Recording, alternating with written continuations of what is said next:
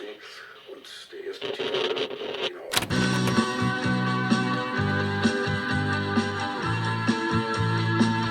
Dieses Lied ist the most mysterious song on the Internet.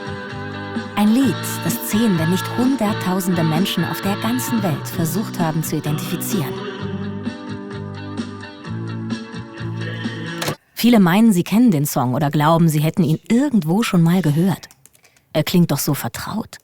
It's a lot. It's a lot. It's a lot. It's a lot. It's a lot. It's a lot. Like.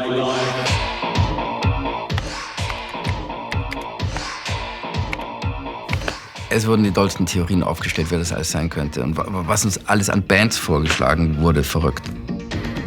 Naja, also laut Statistik war es Depeche Mode. Ohne Scheiß. Wir haben dann so eine E-Mail-Adresse eingerichtet, wo die Leute sich melden konnten mit ihren Ideen. Klingt wie ein Klassiker der 80er.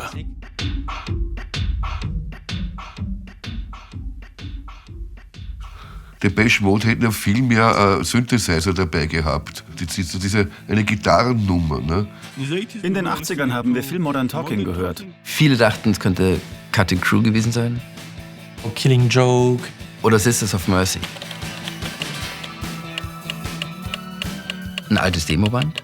Für mich ein heißer Kandidat war ein Song-Contest.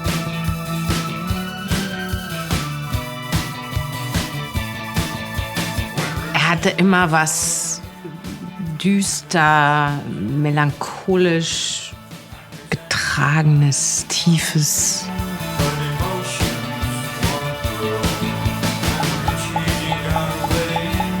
Joy Division. Joy Division. Joy Division.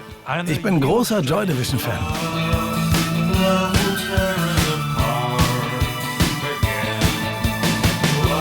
Sehr mysteriös. Sehr, sehr mysteriös. Never ever Joy Division. Mir fallen tatsächlich nur 2 Bands ein, die dafür in Frage kommen. Camouflage und Wolfsheim. Camouflage wurden deshalb genannt, weil der Sänger so eine ähnliche Stimme hat.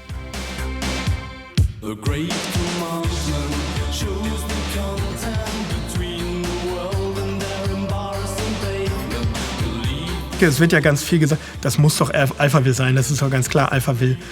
Natürlich, Alphaville. Alphaville. Big in Japan, ja. Big in Japan, yes.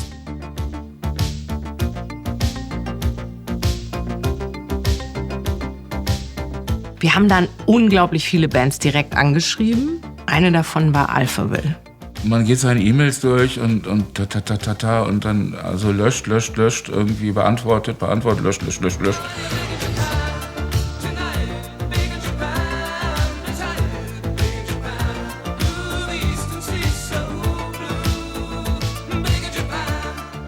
Wenn man Alphaville fragt, dann war wahrscheinlich zum Zeitpunkt irgendwann 50% seines Posteingangs kam vermutlich aus unserer Community. Und ich war echt fasziniert, wie nett viele von denen noch war dafür, dass sie wirklich häufig gefragt worden sind. Okay, ich gebe es zu, wir waren's.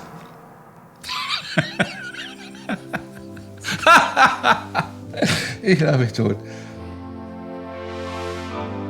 Ich habe als kleiner Junge immer davor gesessen. Wir hatten so eine große Musiktruhe in Herford und oben drauf war so ein Riesenkasten von so einem Radio.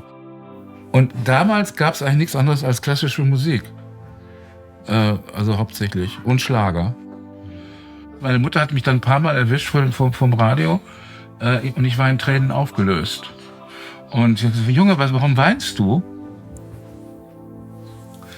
Und ich sagte, weil die Musik, die ist so schön, aber die macht mich so traurig. Das war Mendelssohn. Und daraufhin hat meine Mutter mir verboten, klassische Musik zu hören. In anderen Elternhäusern wurde ja verboten, Rock'n'Roll zu hören. Und ich durfte keine klassische Musik hören, weil meine Mutter sich Sorgen machte um meine geistige Gesundheit. Ich kannte diesen Song, das hat so was Wagnerianisches. Da steckt viel deutsche Sehnsucht drin. Irgendwie viel Romantik, viel blaue Blume. Ich fand ihn total toll und also muss echt sagen, diese Zuordnung hätte mir gefallen, weil es ist wirklich ein schönes Stück und leider haben wir den aber nicht geschrieben. Das ist nicht meine Stimme. Und das ist auch nicht das Instrumentarium, was Alphaville, also vor allen Dingen in den 80er Jahren benutzt hat. Weil wir waren totale Amateure damals, als wir losgelegt haben. Die angefragten Bands, die haben alle geantwortet. Die konnten das einfach nicht zuordnen. Ne? Die kannten den Song einfach nicht. Und damit hatte sich das für uns erledigt.